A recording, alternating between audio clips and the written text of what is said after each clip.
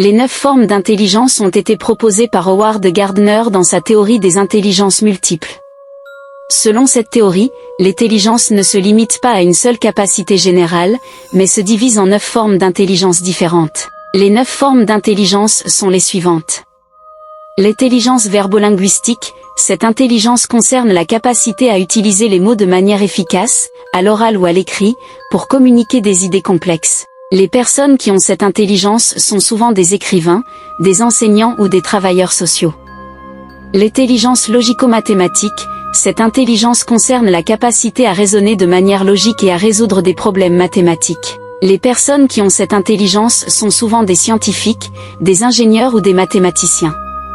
L'intelligence spatiale, cette intelligence concerne la capacité à visualiser les objets dans l'espace et à comprendre les relations spatiales entre eux. Les personnes qui ont cette intelligence sont souvent des artistes, des architectes ou des pilotes.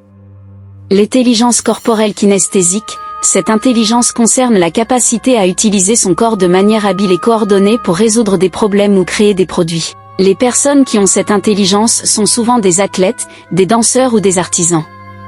L'intelligence musicale, cette intelligence concerne la capacité à comprendre et à créer de la musique. Les personnes qui ont cette intelligence sont souvent des musiciens, des compositeurs ou des critiques musicaux. L'intelligence interpersonnelle, cette intelligence concerne la capacité à comprendre les autres et à interagir efficacement avec eux. Les personnes qui ont cette intelligence sont souvent des leaders, des enseignants ou des travailleurs sociaux. L'intelligence intrapersonnelle, cette intelligence concerne la capacité à comprendre ses propres émotions, motivations et pensées.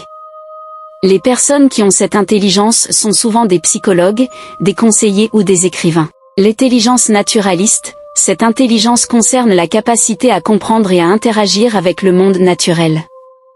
Les personnes qui ont cette intelligence sont souvent des biologistes, des écologistes ou des naturalistes. L'intelligence existentielle, cette intelligence concerne la capacité à réfléchir sur les questions fondamentales de l'existence humaine, telles que la vie, la mort et le sens de la vie.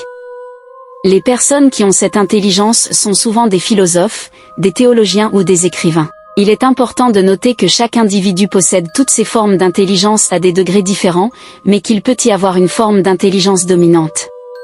Cette théorie a été critiquée pour le manque de preuves empiriques pour soutenir sa validité, mais elle reste une théorie influente dans le domaine de la psychologie de l'éducation.